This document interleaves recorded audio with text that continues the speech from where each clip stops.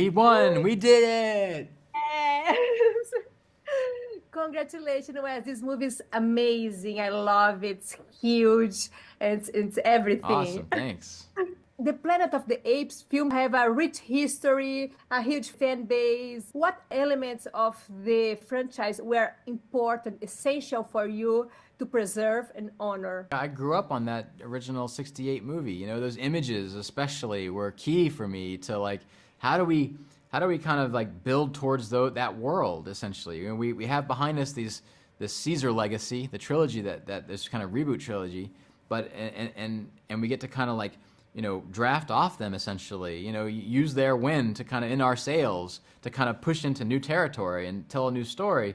But we always have in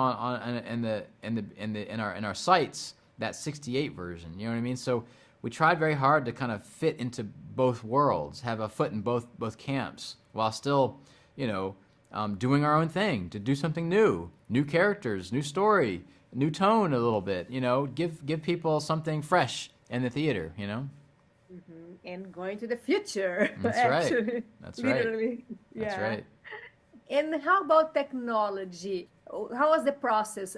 What's new? What's technology and what's not technology in this movie? Yeah, that's a good question. Hopefully people don't necessarily see any technology as it's playing out. They just kind of fall into it. But yeah, this is some of the it's the highest level of CG work that you can do today, basically, right? These artists are incredibly talented. It's the same people who made the last Apes movie, the same people who did Avatar, Avatar: Way of Water. It's the same team. So we're in good hands to create these incredible images that are absolutely lifelike, absolutely real. But all this stuff is driven by real actors, you know, who have to wear these strange suits and they have the dots on their face and they have lots of technology around them to capture like every little bit of their performance, every little eye twitch, every little eye, you know, shape, every little like, you know, wrinkle in their lips. All this detail is captured so that it gets applied to these incredible CG creations by Weta. So it's a real kind of amazing kind of art form, I think, that's very unique to the Apes movies in particular, you know? Real actors and also real director. That's And right. what was the biggest challenge for you directing actors in this intensely technical environment?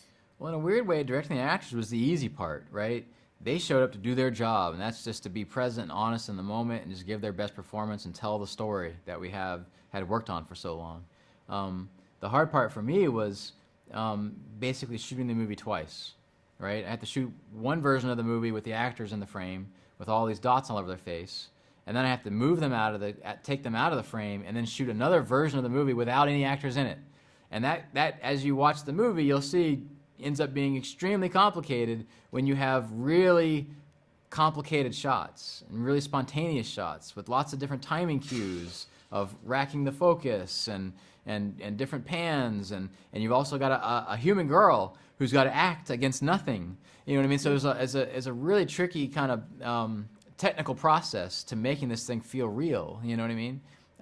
But like again, I'm working with the best people around, so they made it as easy as it could be. You know? When I was watching the movie, I thought a lot about our animals, our cages in this world here.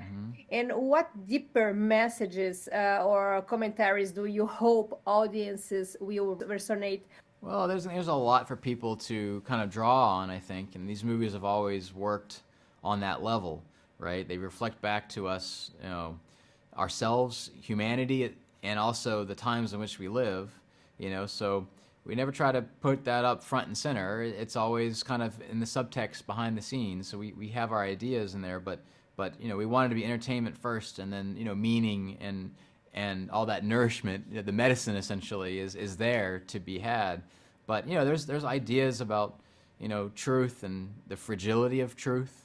You know, knowledge is power is a big key theme of the movie. You know what I mean? What it takes. We treated knowledge like a virus. You know, is what we thought of it as while we were making this movie, while we were writing it. We were in the middle of the pandemic, and to think about ideas about how, you know, knowledge can be just as dangerous as a weapon, you know, as a gun. You know what I mean? And also just this ideas of two species in this case learning how to talk to each other and to bridge divides. and that can obviously be standing in for ourselves, two different cultures being able to, talk to each other and those kinds of things. So, we'll let the people kind of watch the movie and decide for themselves what they want to take from it. Sure. And I interview you for the Maze Runner series. Yeah. Time ago before pandemic. Yeah. And how did that movie shape your approach and influence your work for this movie? Well, the movies were really good practice. You know what I mean? They really kind of, those were my first 3 movies. So I had a lot to learn with each one of them. A lot about craft and just kind of execution, storytelling, fan expectations, all these things that were kind of good training ground for what was ultimately going to be this movie. The resources on a completely different level. Like those 3 movies combined, their budgets are smaller than this one movie. So we're playing in a different level. You know what I mean? A different kind of tier. But it was great. I'm really happy, and I think the fans are really happy with what we tried to do with those movies, and yeah, we took it all forward into this movie, and I'll take the lessons I learned from this movie into the next. Are you taking something from this one for the next one? Is Legend of Zelda? Yeah, possibly. We'll see. What do you think you can get from this one for that? Oh, everything. You learn something about everything. Just how to put the money on the screen, and how to tell a good story, and be ambitious. I've said this stuff before, but all that stuff is important. So we'll continue on, with each one of them. And what other filmmakers or films have inspired you for this work?